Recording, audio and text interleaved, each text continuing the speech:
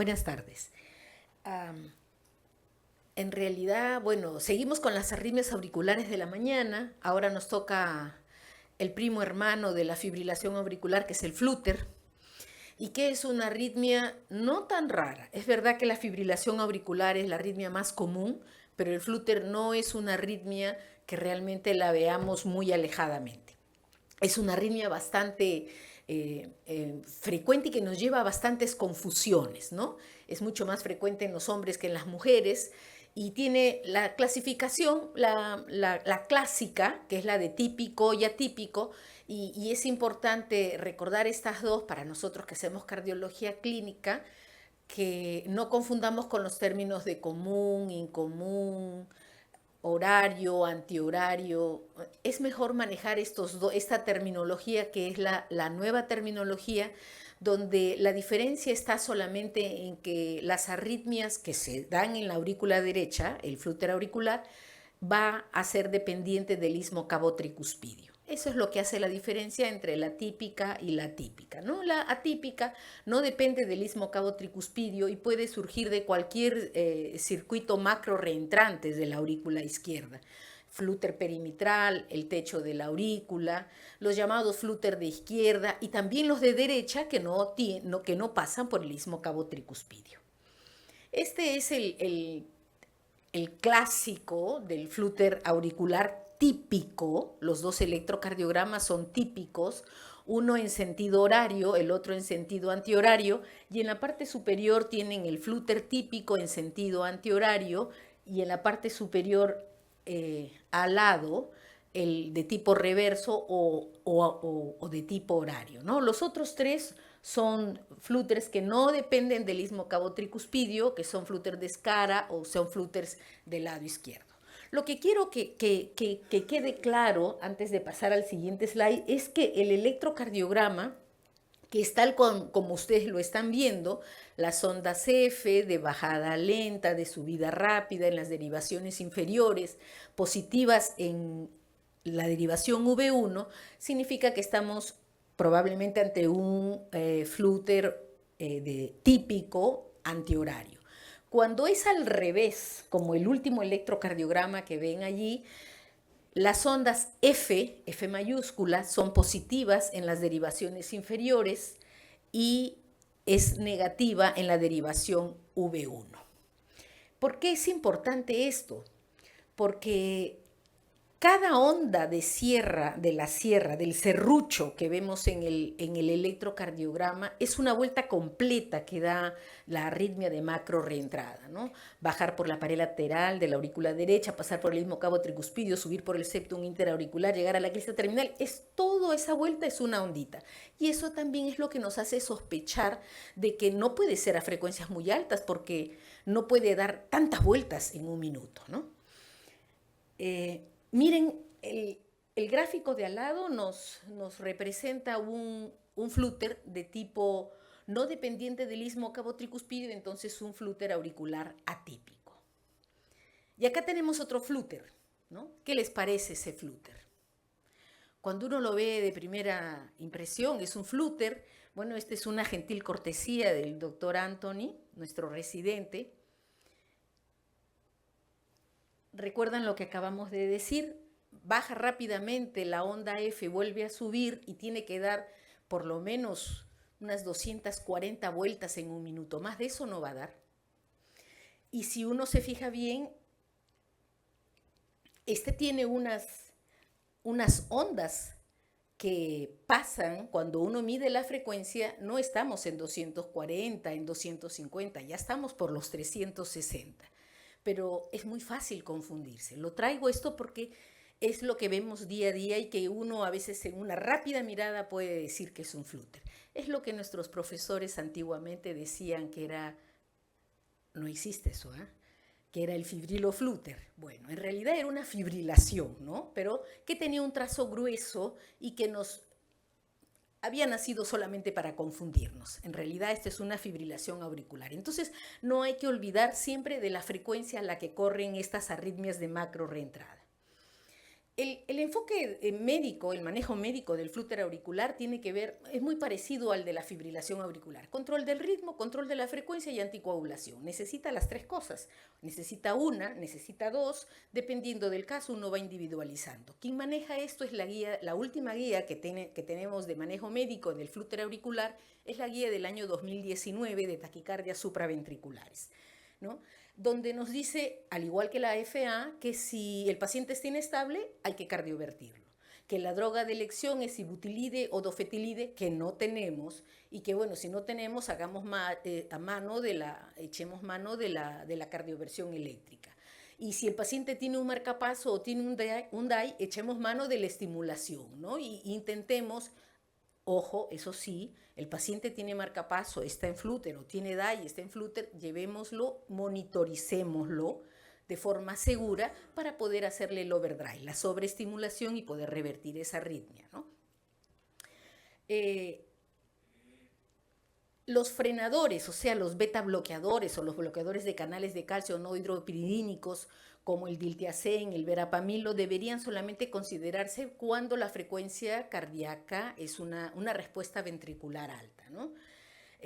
Miren, acá está también nuestra amiga la miodarona, que la debemos intentar si lo anterior no está disponible, pero miren la indicación que tiene, es clase 2B. Y por último, la propafenona, al igual que el dofetilide, que para reversión era la primera, no se recomiendan. No se recomiendan para reversión al ritmo o para mantener tampoco el ritmo sinusal. No, yo no sé si ustedes han tenido alguna vez oportunidad de recibir un flúter en una emergencia y le puedes dar 2, 3, 4, 5, 6 propafenonas. No va a revertir y al contrario vamos a tener una mayor frecuencia de ese flúter. En el manejo de la fase crónica, acá no hay dudas. La guía recomienda ablación de todas las formas, ¿no? Ablación por catéter si el paciente es sintomático, si es recurrente y si es dependiente del istmo, o sea, si es un flúter típico. Pero también recomienda ablación de clase 1 si es un flúter atípico y si este paciente se encuentra en un centro experimentado. Y por último, recomienda ablación por catéter para el flúter, no solamente para el que estamos teniendo ahorita, sino para el persistente, para el paciente que ya ha tenido un flúter de bastante tiempo, o los pacientes que tienen flúter y que nosotros estamos pensando en un ataque cardiomiopatía con FEBI disminuida y que esa es la razón, ¿no?, de la falla cardíaca. Igualmente, los frenadores están indicados como 2A para el control de la respuesta ventricular y la miodarona nuevamente para el manejo de fase crónica 2B, ¿no? Y por último se considera la ablación del nodo AB y la estimulación GIS o biventricular dependiendo si el paciente está en falla cardíaca. Acá lo importante es remarcar que el control de frecuencia, ¿cuántos pacientes no hemos tenido? Le das verapamilo, le das digoxina, le sumas metabloqueador. Por último, le pones hasta miodarona para intentar controlar la respuesta ventricular. Es sumamente difícil. El control de la frecuencia cardíaca en el flúter auricular es sumamente difícil, a pesar de las terapias combinadas y de todos los arreglos que nosotros podamos hacer. Y el control del ritmo, entonces, al no tener un buen control de frecuencia, el control del ritmo también se convierte en la terapia de primera línea. Ya hay bastantes estudios donde se ha hecho la comparación con drogas antiarrítmicas. Es verdad que son estudios pequeños, pero que son estudios contundentes también de que la ablación es superior a las drogas antiarrítmicas en el flúter auricular. Creo que la tercera cosa que debemos de llevar aquí como mensaje es que una vez que el paciente fue a ablación de flúter y salió perfecto en ritmo sinusal, la recurrencia de fibrilación auricular pos una ablación de flúter, aunque sea una ablación exitosa, es bastante alta, casi está entre el 50 al 70%. Miren todas las cosas negativas del tratamiento farmacológico, pero es lo que me ha tocado hablar a mí. En realidad, las drogas antiarrítmicas tipo 1A, 1C, 3 de la clasificación de Vaughan y Williams, lo único que hacen es enlentecer la frecuencia atrial del flúter y eso Eso, no, eso es lo peor que nos sucede, porque el paciente llega en 180 y termina en 240 y uno lo termina cardiovertiendo, ¿no? Miren las cardioversiones farmacológicas y los porcentajes de éxito, para que no perdamos tiempo con medicamentos o lamentándonos que no tenemos dofetilide, sería la única, ¿no? La cardioversión con dofetilide tiene endovenoso, que tampoco lo tenemos, tiene un porcentaje de éxito de casi el 75%, ¿no? La miodarona, que es de la misma clase de Vaughan y Williams, tiene solamente del 40 al 50%. O sea, de todo lo que tenemos ahí, lo único que podemos usar es la miodarona, porque la propafenona ni nos acordemos en ese momento. La propafenona no solamente es ineficiente para cardiovertirla, sino que encima nos puede aumentar la respuesta ventricular. Entonces, no es que esto sea un curso de electrofisiología, pero la ablación por catéter del flúter auricular es la primera línea. Es la primera línea con indicación clase 1, con un éxito del 92% en un procedimiento de 97% con más de 1. Alta efectividad y baja recurrencia es lo que la ponen a ella con indicación clase 1. Y la ablación del istmo cabo-tricuspidio, que no pretendo hablar de eso porque es el doctor Cabrera el que sigue, el que nos va a dar la clase de esto, es solamente para hacerles recordar que es una línea de bloqueo que interrumpe el circuito del flúter y que se hace en el istmo cabo-tricuspidio, porque esa es la zona por donde discurre el circuito de macro reentrada, ¿no? Y después que se termina, se pone un catéter y se intenta ver si hay bloqueo de un lado, bloqueo del otro lado, y si es bidireccional, perfecto, se acabó. Esta es una imagen solamente anatómica con un gráfico para ver cuál es más o menos el circuito. Lo que ustedes ven como SBC es la vena cava superior, la vena cava inferior abajo como IBC, ¿no? Y entre la IBC, que es la vena cava inferior, y hacia adelante estaría la entrada del anillo tricuspidio y entonces el istmo, por donde discurre, ¿no? Parecería un espacio pequeño y sumamente fácil para hacer una ablación, pero la anatomía del istmo cabo-tricuspidio es muy caprichosa. Tiene rebordes, tiene válvulas muy cercanas, y así como nosotros, unos tenemos nariz chiquita y la otra lo tenemos grande, el istmo cabo-tricuspidio es así. No solamente eso, la arquitectura del mismo músculo auricular del cabo-tricuspidio es, miren, es tremendamente heterogénea. Y entonces ustedes van pasando el catéter, que parece que va a ser una línea muy fácil de hacerla, y de repente el catéter salta, el catéter, etcétera, etcétera, etcétera. Todos los tips y todos los trucos el doctor Cabrera en la siguiente exposición. La tercera parte del manejo médico es la anticoagulación. Y la anticoagulación, al igual que la fibrilación auricular, tiene una indicación de acuerdo al CHAS-VA. Cuando un paciente va a posablación o poscardioversión de un flúter auricular, debe ser la anticoagulación por lo menos de 4 semanas. Acuérdense, la fibrilación auricular posablación es de 2 meses en una guía y de 3 meses en la otra guía. Para el flúter es de 1 mes, es de 4 semanas. Ahora, una posablación exitosa de flúter típico, pero que tuvo una FA previo, ya no son 4 semanas. Ya hay que estratificar al paciente de acuerdo al CHAS-VA que tenga, el riesgo cardioembólico, ¿no? Y si esa ablación de flúter fue exitosa, el paciente no tiene FA previamente, pero tiene un alto riesgo cardioembólico, entonces a ese paciente lo cita seguido, ¿no?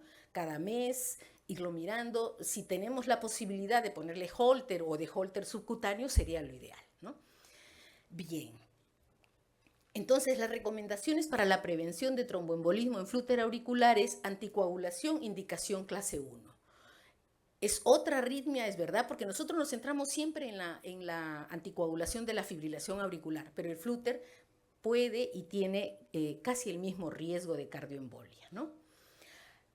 Es importante recordar, lo que habíamos dicho al inicio, que hay una alta incidencia de fibrilación auricular de novo, posablación, que puede ser subclínica o asintomática, y acá vienen los problemas, porque estos pacientes que nosotros creemos que ya hemos solucionado todo el problema, podrían quedar susceptibles a tener fibrilación auricular.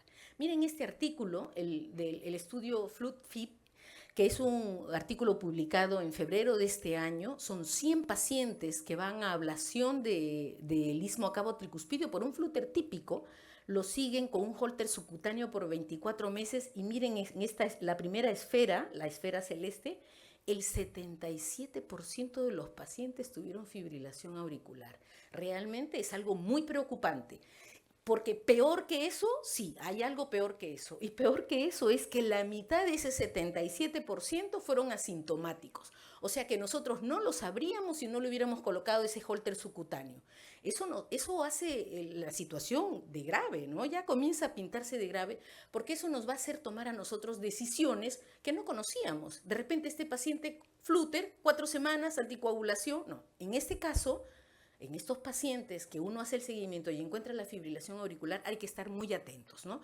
Y miren que la fibrilación auricular que se encontró, según el último círculo, el último PAI, casi la mitad de ellos tienen duraciones más de 1 hora, de 1 a 24, en amarillo de 1 a 7 días, otros que pasaron a FA persistente en el azul intenso, ¿no?